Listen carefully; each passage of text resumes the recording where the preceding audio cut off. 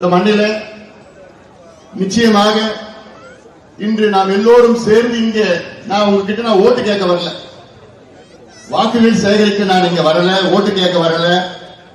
இங்க வந்த நோக்கமே வருகின்ற சட்டமன்ற தேர்தலில் பிற்படுத்தப்பட்ட மக்கள், பட்டியலின மக்கள், பழங்குடி மக்கள், சிறுபான்மை மக்களுக்கு விரோதியாக செயல்படுகின்ற இந்த திமுக ஆட்சியை அகற்ற வேண்டும் என்ற ஒற்றை இலக்குடன் இங்கு நான் வருகின்றேன். இந்த தேர்தலில் வருகின்ற தேர்தலில் தமிழ்நாட்டில் மக்கள் நீங்கள் ஒன்றை ஞாபகம் வைத்துக் கொள்ளுங்கள், ஒன்றை முடிவு செய்யுங்கள். யார் வர வேண்டும் என்பதை விட யார் வரக்கூடாது என்ற முடிவை நீங்கள் ஏற்றுக்கொள்ளுங்கள். யார் வரக்கூடாது? யார் வரக்கூடாது? திமுக வரக்கூடாது. திமுக வரக்கூடாது. அவர்களுக்கு நீங்கள் கடந்த தேர்தலிலே வாய்ப்பு கொடுத்து விட்டீர்கள். கடந்த தேர்தலில் மட்டும் கிடையாது, கடந்த 3 தேர்தலிலும் அவர்களுக்கு வாய்ப்பு கொடுத்தீர்கள். ஞாபகம் வச்சுக்க, நீங்க 2019 நாடாளுமன்ற தேர்தலில் மிகப்பெரிய வெற்றியை கொடுத்தீர்கள் அவர்களுக்கு. 2021 சட்டமன்ற தேர்தலில் மிகப்பெரிய வெற்றியை கொடுத்தீர்கள் அவர்களுக்கு. 2024 நாடாளுமன்ற தேர்தலில் மிகப்பெரிய வெற்றியை கொடுத்தீர்கள். ஆக 3 தேர்தலிலும் திமுகவுக்கு வாக்களித்து அவர்களை வெற்றி பெற வைத்தீர்கள் நீங்கள். ஆனால் உங்களுக்கு கிடைத்தது என்ன? வெறும் ஏமாற்றம் தான். உங்களுக்கு கிடைத்தது என்ன? தெரு தெருவாக சாராயம், சந்துகடையும், கஞ்சாவும், போதை பொருட்களும், போதை பழக்கம், போதை மாத்திரை, இதுதான் உங்களுக்கு கிடைத்தது. கிடைச்சதெல்லாம் என்ன? 3 தேர்தலில் திமுகவுக்கு வாக்களித்தீர்களே நீங்கள். உங்கள் பிள்ளைகள், குறிப்பாக பெண் பிள்ளைகள், தெருவிலே வெளியிலே நிம்மதியாக சுதந்திரமாக நடமாட முடியுமா? நடக்க முடியுமா? இல்ல. 8 வயது குழந்தை, 4 வயது குழந்தையிலிருந்து 80 வயது பாட்டி வரைக்கும் பாதுகாப்பு கிடையாது தமிழ்நாட்டில். ஆனால் நீங்கள் தமிழக மக்கள் 3 தேர்தலிலும் அவர்களுக்கு வாக்களித்தீர்கள். அந்த தவறை தயவு செய்து நான் கேட்டுக்கொள்கின்றேன். வருகின்ற சட்டமன்ற தேர்தலிலும் அந்த தவறை தயவு செய்து செய்யாது. 3 தேர்தல், 2019 நாடாளுமன்ற தேர்தலிலே 40க்கு 39 வெற்றியை கொடுத்தீர்கள். 2000 சட்டமன்ற தேர்தலிலே 2021 சட்டமன்ற தேர்தலிலே ஆட்சிக்கு அவர்களை கொண்டு வந்தீர்கள். 2024 நாடாளுமன்ற தேர்தலிலே 40க்கு 40 அவர்கள் கொடுத்தீர்களே. என்ன நிலை தமிழ்நாடு இன்னைக்கு? யாராவது சந்தோஷமா இருக்கிறாங்களா? விவசாயிகள் சந்தோஷமா இருக்கிறாங்களா? இன்னைக்கு சென்னையில துப்புரவு பணியாளர்கள் போராடிட்டு இருக்கிறாங்க. என்ன, எதுக்கு போராடுறாங்க? துப்புரவு பணியாளர்கள் இல்லை என்றால் சென்னையில சென்னை நாரிடும். அவங்க எதுக்கு போராடுறாங்க? எங்களுக்கு வேலை வேணும் ஐயா. நாங்க 15-20 வருஷமா நாங்க உங்க குப்பையெல்லாம் நாங்க அள்ளணுமே. நான் அங்க போறப்போ, சென்னையில போறப்ப கிட்டத்தட்ட நான் ப்ரோக்ராம் முடிச்சுட்டு நாங்க ஊர்ல 2 மணி 3 மணிக்கு நான் பாக்குறப்போ பார்த்தா சுத்தி பெருக்கிட்டு இருப்பார், சுத்தம் படுத்திட்டு இருப்பார். அவங்க சென்னையை பெருக்கி சுத்தம் படுத்தலன்னா சென்னையில நாங்க நடமாட முடியுமா? யாராவது? கிட்டத்தட்ட 5000 பேர் 15 ஆண்டுகள் 20 ஆண்டுகள் பணியாற்றி இன்னைக்கு என்ன பண்ணிட்டாங்க? நீ வீட்டுக்கு போ, முடிஞ்சு போச்சு, உனக்கு வேலை இல்லை. ஆனால் இதே ஸ்டாலின் அவர்கள் தேர்தலுக்கு முன்பு நாங்கள் ஆட்சிக்கு வந்தவுடன் இந்த துப்புரவு பணியாளர்களுடைய நிலையை, அவருடைய பணியை நிரந்தரப்படுத்துவோம் என்று ஒரு பொய்யான வாக்குறுதி கொடுத்து இன்னைக்கு அமைச்சர்களும் பேச மறுக்கின்ற ஒரு ஆட்சி. அதுலயும் எந்த தொகுதியில தெரியுமா அவங்க அதிகமா இருக்கிறாங்க? முதலமைச்சருடைய கொளத்தூர் சட்டமன்ற தொகுதியில தான் அதிகமா வேலை செஞ்சுட்டு இருக்காங்க. நிச்சயமாக இது அவர்களுடைய பிரச்சனை மட்டுமல்ல, நம்முடைய பிரச்சனையும் கூட. இப்படி பொய்யான வாக்குறுதி கொடுத்த திமுகவை வீட்டுக்கு அனுப்புகின்ற காலம் நேரம் வந்துவிட்டது. அதை குறித்துக் கொள்ளுங்கள் என் தம்பிகளே, என் தங்கைகளே, என் அக்காமார்களே, தாய்மார்களே. முக்கியமாக பெண்கள் நீங்கள் குறித்துக் கொள்ள வேண்டும். தெளிவாக இருங்கள், ஏமாறாதீர்கள் பெண்கள். ஏன்னா இவங்க செய்யறது உங்களுக்கு சாதாரண துரோகம் கிடையாது, சாதாரண துரோகம் கிடையாது. சமூக நீதி என்று சொன்னாலே இது நம்முடைய விழுப்புரம் மண்ணு. ஆனா என்ன பண்ணிட்டாங்க இந்த ஸ்டாலின் அவர்கள்? இதே இடத்துல இப்ப நம்ம போடுற கூட்டம், இதே இடத்துல 2019 அன்றைக்கு அப்போ நடந்த இடைத்தேர்தல், அந்த இடைத்தேர்தலில் இந்த மண்ணில இதே இடத்துல நான் நின்னு பேசுறேன்ல, இதே இடத்துல ஸ்டாலின் அவர்கள் அன்னைக்கு பேசினார். என்னன்னு, நாங்க ஆட்சிக்கு வந்தவுடன் வன்னியர்களுக்கு 15 விழுக்காடு இடஒதுக்கீட்டை தனியாக நாங்கள் கொடுப்போம் என்று இந்த மண்ணிலே இதே இடத்திலே உறுதி கொடுத்த ஸ்டாலின் அவர்களே, என்ன ஆட்சி உங்க வாக்குறுதி? நீங்க ஆட்சியில் இருக்கிறீங்களா? 4.5 ஆண்டுகள் ஆகிவிட்டது. இதற்கு என்ன, இந்த கேள்விக்கு என்ன விடை சொல்லுங்கள்? ஒண்ணும் கிடையாது, ஒண்ணும் வரப்போறது கிடையாது. ஏன் இந்த வன்னிய சமுதாயத்தை பார்த்தா உங்களுக்கு அவ்வளவு வன்மம், அவ்வளவு கோபம் உங்களுக்கு இருக்கு? இது நான் ஜாதி பிரச்சனை கிடையாது, ஏதோ வன்னிய பிரச்சனை கிடையாது, இது சமூக நீதி பிரச்சனை. தமிழ்நாட்டிலே பெரும்பான்மை சமூகம் வன்னிய சமுதாயம், கிட்டத்தட்ட 18 விழுக்காடு தமிழ்நாட்டு மக்களுடைய மக்கள் தொகை. இந்த 18 விழுக்காடு மக்கள் வளர்ந்தால் தமிழ்நாடு வளர்ச்சி அடையும். இதற்காகத்தானே இந்த மண்ணில நாங்க ரத்தம் சிந்தனோம், எங்க தியாகிகள் ரத்தம் சிந்தனாங்க, உயிரை நீத்தார்கள். எதுக்கு நீங்க பொய் வாக்குறுதி கொடுக்குறீங்க? நீங்க ஆட்சிக்கு வந்து 4.5 ஆண்டுகள் ஆகிறது. உங்களை மருத்துவர் ஐயா அவர்கள் ஒரு முறை நேரிலே சந்தித்து 10 கடிதங்களை உங்களுக்கு எழுதியிருக்கிறார். எத்தனையோ முறை தொலைபேசியில பேசினாரு. நான் உங்களை 3 முறை உங்களை நேரிலே சந்தித்தேன். எங்கள் கட்சியை சார்ந்தவர்கள், அமைப்பை சார்ந்தவர்கள் 50க்கு மேற்பட்ட முறை அதிகாரிகள், அமைச்சர்களை சந்தித்து வலியுறுத்தி அழுத்தம் கொடுத்தார்கள். உச்சநீதிமன்ற தீர்ப்பு வழங்கி இன்றைக்கு சரியாக 1232 நாட்கள் ஆகிறது. உச்சநீதிமன்றம், இதற்கு மேல வேற எதுவும் முறையீடு கிடையாது. உச்சநீதிமன்ற நீதிபதிகள் என்ன சொன்னாங்க? தமிழ்நாட்டில வன்னியர்களுக்கு உள்ஒதுக்கீடு கொடுக்க எந்த தடையும் கிடையாது, கொடுத்துட்டு போங்க, தாராளமா கொடுங்க. ஆனால் தரவுகளை சேகரித்து அந்த இடஒதுக்கீடை நியாயப்படுத்தி கொடுங்கள், அவ்வளவுதான், நியாயப்படுத்தி கொடுங்கள் சொல்றாங்க. அந்த தரவுகள் எங்க இருக்குது? கம்ப்யூட்டர்ல இருக்கு. இதற்காக தமிழ்நாட்டிலே ஒரு பிற்படுத்தப்பட்ட ஆணையத்தை ஒன்று அமைத்தார்கள். அது நம்ம அழுத்தம் கொடுத்ததுனால அமைத்தார்கள். எத்தனை முறை போய் முதலமைச்சர் நான் போய் பார்த்தேன். கடைசியா நான் பாக்குறப்போ, நான் 3 முறை பார்த்தேன். அந்த 3வது முறை நான் பாக்குறப்போ அன்னைக்கு என் பிறந்தநாள் நினைக்கிறேன், அக்டோபர் 9. அன்னைக்கு நான் சிவா எல்லாம் எம்எல்ஏ, நம்ம முன்னாள் எம்பி எல்லாம் குழுவா நாங்க போனோம். ஒரு 50 பேர் போனோம். அவங்களும் முதலமைச்சர் உட்கார்ந்துட்டு இருக்காரு, இங்க அமைச்சர்கள் இருக்கிறாங்க, அதிகாரிகள் இருக்காங்க, தலைமை செயலாளர் எல்லாமே இருக்கிறாங்க. போய் பாக்குறப்போ என்கிட்ட கேட்கிறாரு முதலமைச்சர், நான் எதுக்கு வந்தேன்னா ஐயாவுடைய கடிதம் எடுத்துட்டு போயிட்டு, எப்படியாவது கொடுத்துங்க மக்களுக்கு இடஒதுக்கீடு கொடுங்க, உச்சநீதிமன்ற தீர்ப்பு வழங்கிட்டாங்க, இவ்வளவு நாள் ஆயிடுச்சு, அது கொடுங்க, நீங்க கொடுக்குறேன்னு சொன்னீங்களே அப்படிலாம் சொல்லி பேசுறப்போ முதலமைச்சர் சொல்றாரு, ஏங்க திருப்பி திருப்பி தொந்தரவு பண்றீங்க, அதுதான் இவ்வளவு பிரச்சனை இருக்கு, இவ்வளவு ப்ராப்ளம் இருக்கு அப்படின்னு சொன்ன உடனே எனக்கு தாங்கிக்க முடியும். எனக்கு இவ்வளவு முறை பேசியும், உச்சநீதிமன்ற தீர்ப்பு வழங்கியும், இத்தனை முறை அவரை சந்தித்தோம், இவ்வளவு கடிதங்கள், இவ்வளவு தொலைபேசியில பேசி சட்டமன்றத்துக்குள்ள அழுத்தம் கொடுத்து இவ்வளவு நடந்தது, இவர் ஒண்ணும் பண்ண தேவையில்லை. முந்தைய ஆட்சி, அதிமுக ஆட்சி காலத்துல கொடுத்த இடஒதுக்கீடு அவ்வளவுதான், அதை நியாயப்படுத்தி கொடுக்கணும். இதை உச்சநீதிமன்ற தீர்ப்பு மூலமா கொடுத்துட்டாங்க. இதுக்கு மேல யாரும் வழக்கே போட முடியாது. இதுக்காக தனியாக சாதிவாரி கணக்கெடுப்பு நடத்தணும்னு அவசியமே கிடையாது. உச்சநீதிமன்ற தீர்ப்புல சாதிவாரி கணக்கெடுப்பு நடத்திதான் இடஒதுக்கீடு கொடுக்கணும்னு எங்கேயுமே இல்ல.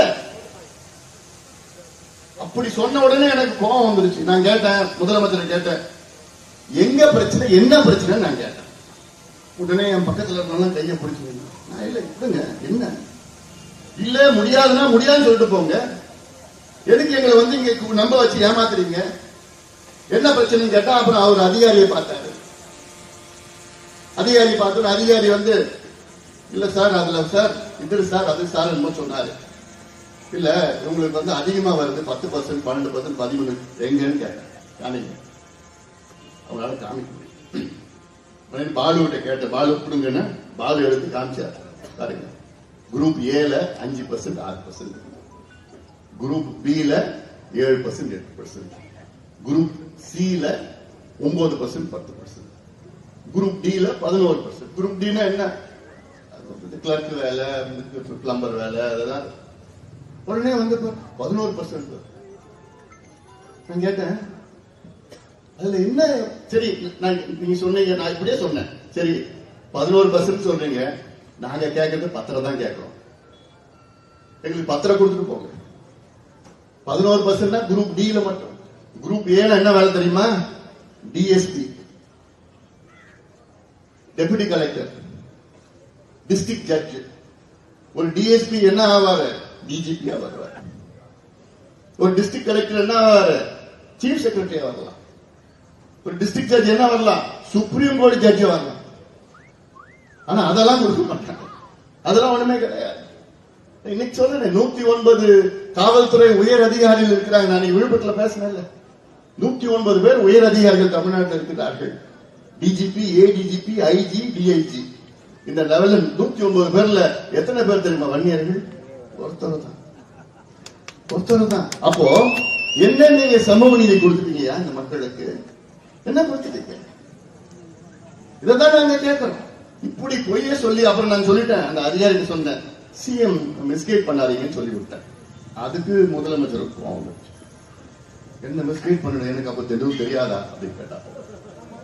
இதெல்லாம் நடந்தது, நிறைய நடந்து போச்சு. அதை விட்டுடுங்க. இப்ப நான் கேட்கறது என்ன? இந்த சமுதாயத்துடைய ஓட்டு வேணும், சமுதாயத்துடைய உழைப்பு வேணும், இந்த சமுதாயத்துடைய ரத்தம் வேணும். நீங்க ஆட்சியில் இருக்கணும். ஆனா இந்த மக்களுக்கு நீங்க கொடுக்க மாட்டீங்க. எல்லாம் இருக்கு, உச்ச நீதிமன்ற தீர்ப்பு இருக்கு, அதிகாரம் இருக்கு, எல்லாமே இருக்கு. ஆனா முதலமைச்சர் ஸ்டாலின் அவர்களுக்கு மனசு இல்லை. இந்த சமுதாயம் படிக்க கூடாது, அப்படியே குடிக்கு மதுவுக்கு அடிமையா இருக்கணும், வேலைக்கு போகக்கூடாது, இப்படியே இருக்கணும், கொடியை பிடிக்கணும். முதலமைச்சர் ஸ்டாலின் அவர்களே, இந்த வன்னியர் சமுதாயம் தான் உங்களை, உங்க கட்சியை வளர்த்தது. முதல் தேர்தல், சட்டமன்ற தேர்தல், நீங்க போட்டிட்ட தேர்தல் 1957 போட்டிட்டீங்க. 52 நடந்த முதல் தேர்தல், 57 நீ போட்டிட்ட கிட்டத்தட்ட 15 தொகுதிகள் எல்லாமே, ஒரு தொகுதி தவிர மற்ற எல்லாமே வன்னியர்கள் வாழ்கின்ற மண்ணிலே தான் உங்களை தேர்வு செய்தார்கள், உங்களுக்கு ஓட்டு போட்டாங்க. அதே போன்று 1962 50 தொகுதிகளில் வெற்றி பெற்ற 50 தொகுதியில் திமுக வெற்றி பெற்றதில் 45 தொகுதியில் வட மாவட்டத்தை சார்ந்தவர். 1967 ஆட்சிக்கு வருகிறார்கள். அந்த தேர்தலில் 138 தொகுதியில் வெற்றி பெறுகிறார்கள். அது கிட்டத்தட்ட 90 92 தொகுதிகள் வட மாவட்டத்தை சார்ந்தவர். இந்த மக்கள் தான் உங்களுக்கு ஓட்டு போட்டாங்க. உங்களுக்கு இந்த உதயசூரியன் சின்னம் கொடுத்தது இந்த மண்ணை சார்ந்தவர் கோவிந்தசாமி ஏஜி, இப்ப இருக்கிற ஏஜி சம்பத் அவங்களோட தந்தை.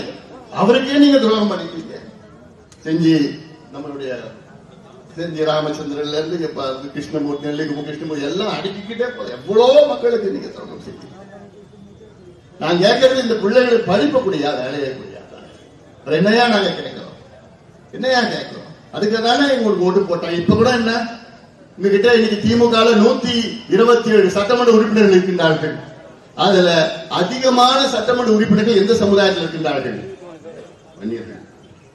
127 சட்டமன்ற உறுப்பினர்கள் 23 பேர் வன்னிய சமுதாயத்தை சார்ந்தவர்கள், 21 பேர் பட்டியலினத்தை சார்ந்தவர்கள்.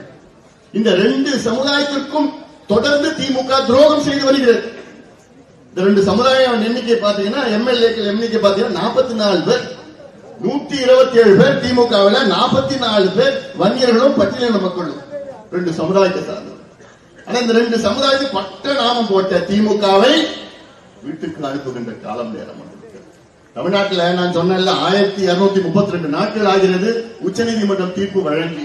அதன் பிறகு அவங்க அழுத்தம் கொடுத்து 8 மாதத்திற்கு பிறகுதான் தமிழ்நாட்டிலே பிற்படுத்தப்பட்ட ஆணையத்தை உருவாக்குகிறார்கள், அமைக்கிறார்கள். புதுதாக பேக்வர்ட் கிளாஸ் கமிஷன் புதுசா அமைக்கிறாங்க.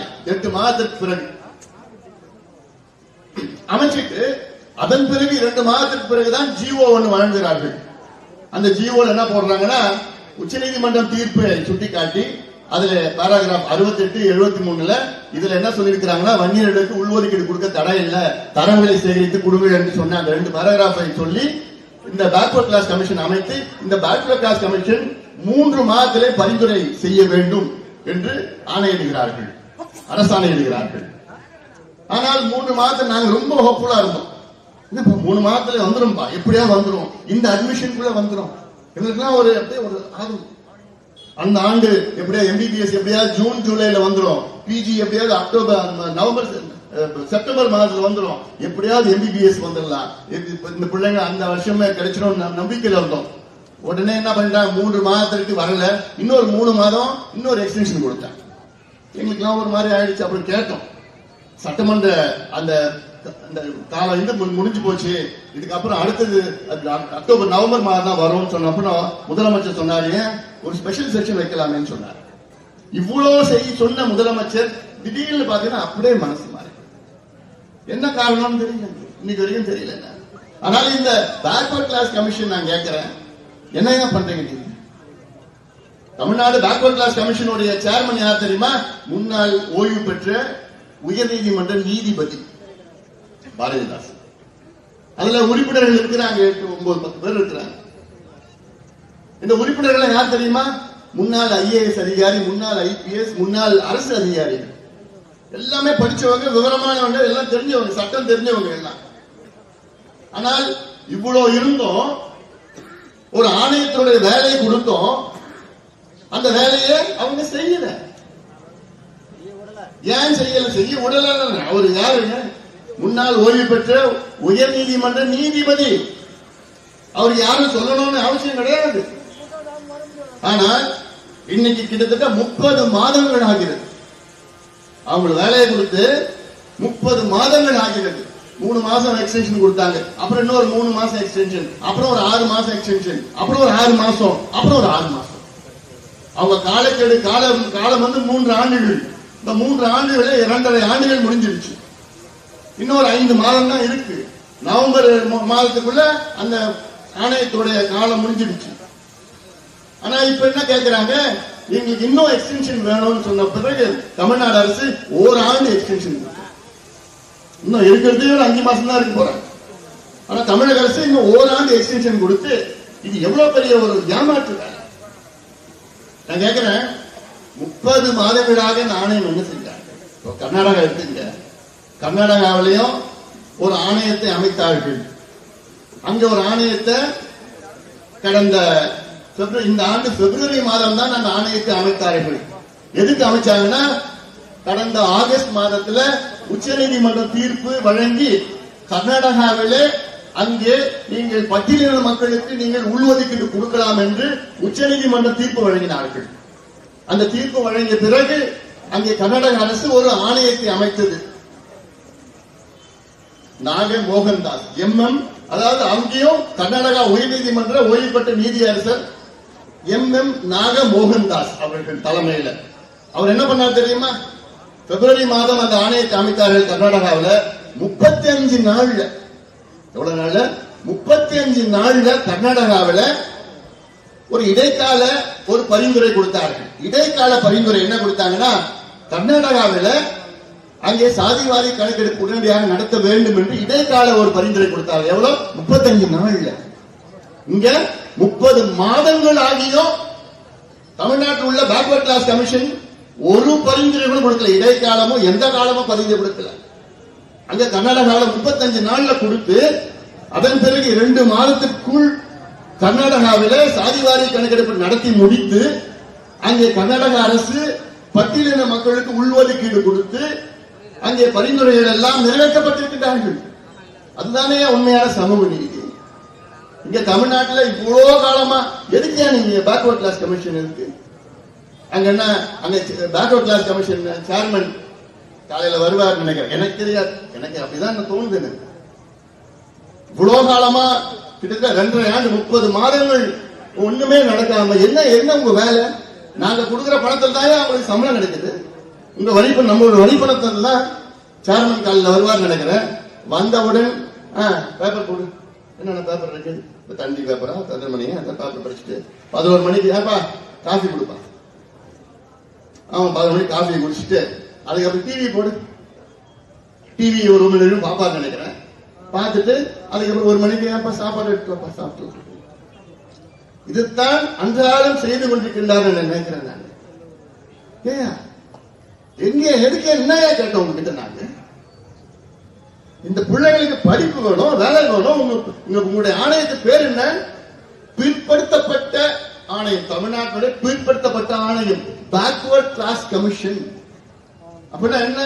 தமிழ்நாட்டில் உள்ள பிற்படுத்தப்பட்ட மக்களுக்கு நீங்க ஏதாவது ஒரு பரிந்துரை கொடுத்து இந்த மக்களுடைய வாழ்க்கையை முன்னேற்றுவதற்கு ஏதாவது நீங்கள் செய்ய வேண்டும். அதை விட்டுட்டு நீங்க எதுங்க வந்து நீங்க காஃபியும் மிக்சரும் சாப்பிட்டுட்டு டிவியும் பேப்பரும் படிச்சுட்டு போறதுக்காக ஒரு ஆணையம், அதுக்கு அவங்களுக்கு சம்பளம், அதுக்கு அவங்களுக்கு ஆபீஸ், அதுக்கு உங்களுக்கு ஏசி, அதுக்கு உங்களுக்கு ஒரு காரு, உங்களுக்கு சம்பளம், உங்களுக்கு உறுப்பினர்கள், உங்களுக்கு பிஏ எல்லாம் வச்சுக்கிட்டு இவ்வளவு பெரிய ஆபீஸ் எதுக்கு அவங்களுக்கு? இல்ல உங்களால முடியல, தயவுசெய்து ராஜினாமா பண்ணிட்டு போங்க. ராஜினாமா பண்ணிட்டு போங்க. நீங்க இருந்தும் இல்ல, பிரயோஜனம் கிடையாது. இல்ல இதெல்லாம் படிச்சவங்க தானே. எனக்கு எவ்வளவு ஆதரவு இருக்கு. நீங்க ஏதோ ஒரு செய்வீங்க, பரிந்துரை செய்வீங்கன்னு அன்றாடம் நாங்க ஏக்கத்துடன் காத்துக் கொண்டிருக்கின்றோமே. இது எங்களுடைய எதிர்காலம் தானே, இந்த பிள்ளைகளோட எதிர்காலம் தானே. இவங்க வேலையில தானே இவங்க எல்லாம் போய் குடிச்சிட்டு இருக்கிறாங்க, கஞ்சா போதை பொருட்கள் இருக்கிறாங்க. இந்த பிள்ளைங்களுக்கு வேலை கிடைச்சதுன்னா அவன் ஏதாவது தீய பழக்கத்துக்கு என்ன அடிமையா இருப்பானா? வேற என்னையா கேட்டோம் உங்ககிட்ட நாங்க? எதுக்கு உங்களுக்கு ஆபீஸ், எதுக்கு இந்த பதவி, எதுக்கு இந்த பொறுப்பு, எதுக்கு உங்களுக்கு சம்பளம்? தண்டத்துக்கு சம்பளம் வாங்குறீங்களே நீங்க. ஒரு பரிந்துரை கொடுப்பதற்கு இந்த பிள்ளைகளுடைய வேலையும் படிப்புக்கும் ஒரு பரிந்துரை கொடுப்பதற்கு உங்களுக்கு இப்பு அப்படி எதுக்கு அவங்களுக்கு ஒரு ஆணையம், ஒரு கமிஷன், ஒரு காரு, ஒரு ஏசி, ஒரு ஆபீஸ் உங்களுக்கு? ராஜினாமா பண்ணிட்டு போங்க. எங்களால முடியல பண்ணிட்டு போங்க. கர்நாடகாவில் இருக்கிறது 35 நாள் ஒரு இடைக்கால பரிந்துரை செஞ்சு கிட்டத்தட்ட 2 மாதத்துல அங்க கணக்கெடுப்பு நடத்தி அங்க இருக்கிற பட்டியலின பிள்ளைகளுக்கு எல்லாம் வேலை வாய்ப்பு, அங்க இருக்கிற கல்வியை கொடுக்க முடியுது. உங்களால ஏன் முடியல? ஏன் நான் போய் பார்த்துட்டு வந்தேன். எத்தனையோ போராட்டம் நடத்தணும், அழுத்தம் கொடுத்தோம். போன மாசம் ஒரு அறிக்கை விட விட்டேன். அந்த அறிக்கையை பார்த்தாலே வேற யாரா இருந்தாலும் ராஜினாமா பண்ணிட்டு போயிட்டு இருப்பாங்க. ஆனா இங்க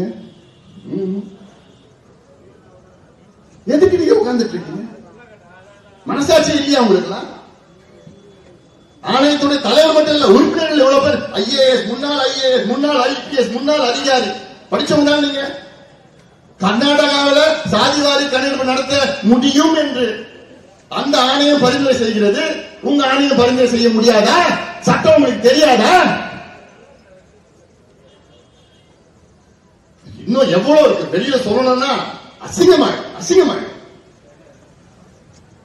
என்னையா கேட்டோம்.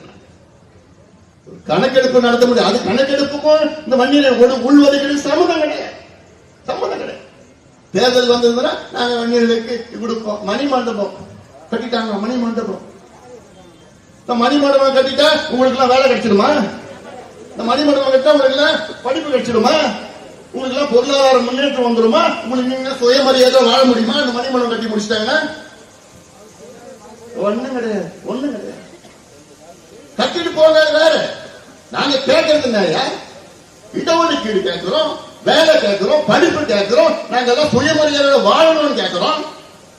அது ஒரு குற்றமாய? இந்த மண்ணுக்கு விழுப்புரம் மாவட்டத்துக்கு இன்னொரு பேர் புகழ்பெற்ற தமிழ்நாட்டில் அதிகமா டாஸ்மாக் எம்எல்ஏ தூசி அதிகமா இருக்கு.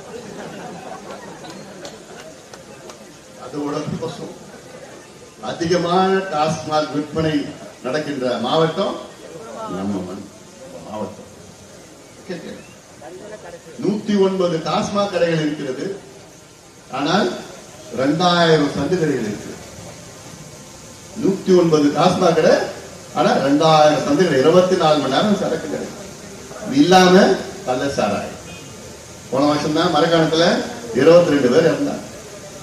போன வருஷத்துக்கு முந்தின வருஷம் 2 கள்ளக்குறிச்சி. அதுக்கப்புறம் போன வருஷம் மரக்காணத்துல 2 ஆண்டுகளுக்கு முன்பு நடந்தது 22 பேர் இறந்தாங்க மரக்காணத்துல.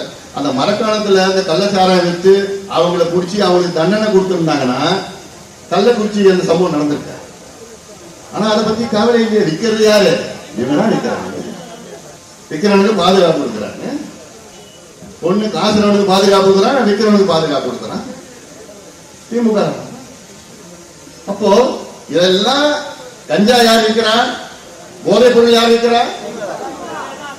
சாதிக் ஃபரூக், சாதிக்கா ஜாஃபர் ஃபரூக், ஜாஃபர் சாதிக், ஜாஃபர் சாதிக் யாரு? திமுக கட்சிக்காரன், திமுகவுடைய நிர்வாகி.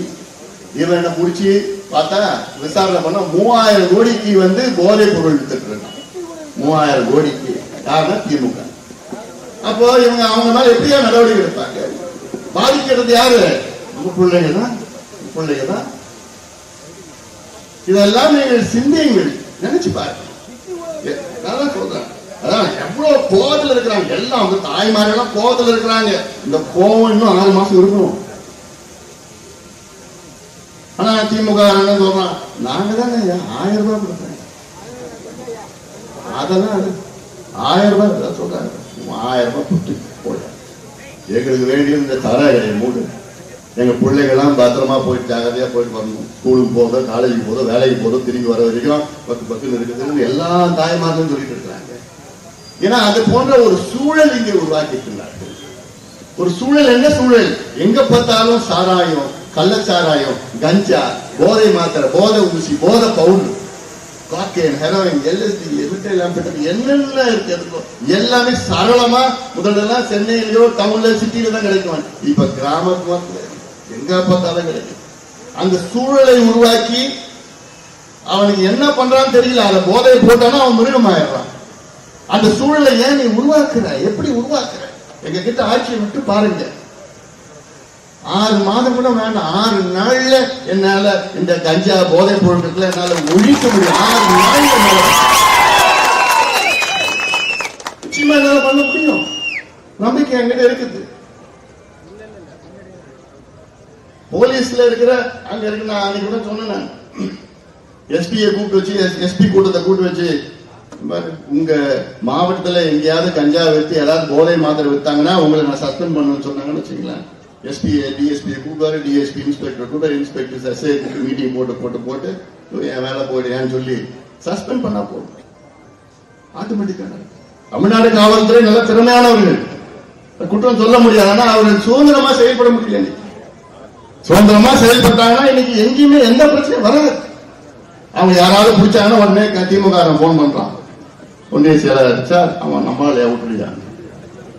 போலீஸ்ல நான் எதுக்கு பிரச்சனை? இதெல்லாம் இதையெல்லாம் அன்றாடம் நடந்து கொண்டிருக்கின்ற நிர்வாக பிரச்சனைகள். இதை நீங்கள் புரிந்து கொள்ள வேண்டும். அதுக்காகத்தான் நான் சொல்லிட்டு இருக்கேன். இதெல்லாம் ஒரு ஊரா போய் நான் சொல்லிட்டு இருக்கிறேன். மீண்டும் நான் சொல்றேன், உங்களுக்கு வருகின்ற சட்டமன்ற தேர்தலில் யார் வர வேண்டும் என்பதை விட யார் வரக்கூடாது, அதுதான் முடிவு. திமுக வரக்கூடாது, திமுக வரக்கூடாது. நீங்க 5 ஆண்டு காலம் அவங்களுக்கு ஆட்சி கொடுத்துட்டீங்க. படுதோல்வி அடைந்திருக்கார்கள். தேர்தலில் பொய்யான வாக்குறுதி கொடுத்து உங்களை ஏமாத்தி நடு தெருவில் உங்களை கொண்டு வந்துட்டார். விவசாயி சொன்னா பார் சிவா, நந்தன் கால்வாய் திட்டம். இப்ப வருவாரு, பின்னால வருவாரு, விடியல தருவாரு. நீங்க எல்லாம் தர போறீங்க தெரியும், தேர்தல் என்ன தர. அதான் நந்தன் கால்வாய், இது கேட்டு அழுத்து போச்சு. கிட்டத்தட்ட 30 வருஷமா கேட்டுட்டு இருக்கு. ஆனா என்னன்னா தேர்தல் வந்தா நந்தன் கால்வாய் வந்துடும், தேர்தல் முடிஞ்சா நந்தன் கால்வாய் போயிடும். இப்ப என்னென்ன வாக்குறுதி, பொய்யான வாக்குறுதி கொடுத்து ஏமாத்தி அதோட மோசம் என்னன்னா உங்க பிள்ளைகளை குடிகாரனாக, மதுவுக்கு அடிமையாக, போதைப் பொருளுக்கு அடிமையாக இந்த ஆட்சியை அகற்ற வேண்டும். அகற்றுகின்ற காலம் நேரம் வந்துவிட்டது.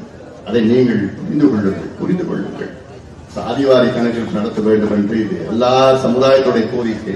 இது ஏதோ வன்னியர் சமுதாயம் மட்டும் கோரிக்கை கிடையாது. இது ஏதோ ஜாதி பிரச்சனை கிடையாது, சமூக நீதி பிரச்சனை. இதை நீங்கள் புரிந்து கொண்டு நீங்கள் எல்லோரும் ஒற்றுமையாக வாருங்கள், எங்கள் பின்னால் வாருங்கள். உங்களுக்கு நல்வழியை நல்ல ஆட்சியை விவசாயிகள் மகிழ்ச்சியாக இருப்பார்கள், பெண்கள் நிம்மதியாக இருப்பார்கள், இளைஞர்களுக்கு வேலை வாய்ப்பு, வேலையில் இருப்பார்கள், மாணவர்களுக்கு நல்ல தரமான இலவச கல்வி நாங்கள் கொடுப்போம். அது பள்ளி கல்வி இருந்தாலும் சரி, கல்லூரி கல்வி இருந்தாலும் சரி, ஆரம்ப கல்வியிலிருந்து ஆராய்ச்சி கல்வி இருக்கும் இலவச தரமான கல்வியை நாங்கள் கொடுப்போம். இப்படி ஒவ்வொரு தரப்பு மக்களுக்கும் அரசு அதிகாரிகள், அரசு ஊழியர்கள் ஏமாற்றும் நாமம் போட்ட திமுகவை நிச்சயமாக தமிழ்நாட்டில் உள்ள ஆசிரியர்களும் அரசு ஊழியர்களும் இன்று ஒரு முடிவு வந்துட்டாங்க. திமுகவை கடுமையாக எதிர்க்க வேண்டும், எதிர்ப்போம் என்று அந்த முடிவு கண்டுவிட்டார்கள். காரணம், இதே ஆசிரியர்களும் அரசு ஊழியர்களும் கடந்த சட்டமன்ற தேர்தலிலே திமுகவை ஆட்சிக்கு கொண்டு வந்தவர்கள் இருக்கின்றார்கள். இன்னைக்கு பட்டநாமம் போட்டு இவங்க கேட்டது என்ன, பழைய ஓய்வூதியத்தை கேட்டார்கள். இதற்கு ஏமாற்றி ஏமாற்றி ஏமாற்றி இப்போ ககன்ஜித் சிங் பேடி அவங்க தலைமையில ஒரு குழுவை போட்டாங்க. அந்த குழு என்ன பண்ணுதுன்னு நான் அறிக்கை விட்டு அழுத்தம் கொடுத்து இப்ப நடைபயணத்தில் தொடர்ந்து பேசிய காரணத்தால் தான் இப்ப வருகின்ற 18ஆம் தேதியிலிருந்து கருத்து கேட்க போறோம். நான் பேசுறேன்னா அது கூட கேட்க மாட்டேன், கிடைக்க போறதில்லை. இந்தியாவில் 7 மாநிலங்களில் பழைய ஓய்வூதியம் கொடுத்துக் கொண்டிருக்கிறார்கள். 7 மாநிலங்கள், வெஸ்ட் பெங்கால்ல கொடுக்குறாங்க, ஹரியானாவில் கொடுக்குறாங்க, பஞ்சாப்ல, அதுக்கப்புறம் சத்தீஸ்கர்ல கொடுக்குறாங்க, கர்நாடகாவில் கொடுக்குறாங்க. இப்படி கிட்டத்தட்ட 7 மாநிலங்கள், ஜார்க்கண்ட்ல 7 மாநிலங்கள்ல பழைய ஓய்வூதியம் கொடுத்துக் கொண்டிருக்கின்றார்கள். ஏன் தமிழ்நாட்டில் கொடுக்க முடியாதா? ஏன் கொடுக்க முடியாது? கொடுக்க மாட்டான், கொடுக்க மறுக்கிறார்கள். அதனால இதெல்லாம் சிந்தியுங்கள். சிந்தித்து நீங்கள் எல்லோரும் ஒன்றாக இணையுங்கள், சேருங்கள். இவர்கள் திமுக வேண்டாம், திமுகவை புறக்கணிப்போம் என்ற முடிவெடுங்கள். வேண்டாம், இவர்கள் ஆண்டது போதும், நீங்கள் எல்லாம் ஆண்டது போதும். தமிழ்நாடு நாசமாக்கி நம்ம தமிழ்நாட்டை குட்டிச்சவர் ஆக்கி விட்டார்கள். கொள்ளையடித்துக் கொண்டு நம்ம இந்த ஆட்சியை அகற்றுகின்ற நேரம் காலம் வந்துவிட்டது. அதற்கு நீங்க எந்த ஜாதி, மதம், கட்சி, இனம், மொழி எதுவும் பார்க்காதீங்க. உங்க பிள்ளைகளோட எதிர்காலத்தை பாருங்கள். ஏன்னா இவங்க மீண்டும் வரமாட்டாங்க. தப்பி தவறி வந்தார்கள் என்றால் உங்க பிள்ளைகளை நீங்க மறந்துடுங்க, உங்க பேர பிள்ளைகளை நீங்க மறந்துடுங்க. அவங்களுடைய வாழ்க்கையை நீங்க நினைச்சு பாத்தீங்கன்னா ஒருத்தர் கூட திமுக ஓட்டு போட மாட்டாங்க. அது மட்டும் நீங்க ஞாபகம். உங்க பிள்ளைகளும் இந்த பேர பிள்ளைகள் எதிர்காலம் உங்க வாழ்க்கையில நாசமாயிட்டாங்க, இன்னும் நாசமாகும். மீட்டெடுக்க முடியாது, மீண்டும் வர முடியாது. அது மட்டும் நீங்க ஞாபகம் வச்சுங்க. குறிப்பா நான் சொல்றது பெண்களுக்கு நான் அதிகமா சொல்றேன், பெற்றோர்களுக்கு நான் சொல்கிறேன், விவசாயிகளுக்கு நான் சொல்கிறேன், மாணவர்களுக்கு, இளைஞர்களுக்கு நான் சொல்கிறேன்.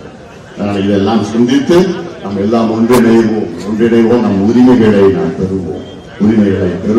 வருகின்ற தலைமுறைகளை நாம் பாதுகாப்போம். அதுதான் என்னுடைய நோக்கம், நடைபயணத்துடைய நோக்கமே அதுதான் என்னுடைய நோக்கமே. அதற்கு நீங்கள் எல்லோரும் ஆதரவு தாருங்கள் என்று நேரத்தில் நான் சுதா உள்ளிட்ட அனைத்து நிர்வாகிகளுக்கும் என்னுடைய நெஞ்சார்ந்த வாழ்த்துக்கள், பாராட்டுக்களை தெரிவித்துக் கொண்டு நாம் எல்லோரும் ஒன்றிணைவோம், நாம் உரிமைகளை நாம் பெறுவோம் என்று உறுதியோடு இடத்திருக்கின்றேன். நன்றி.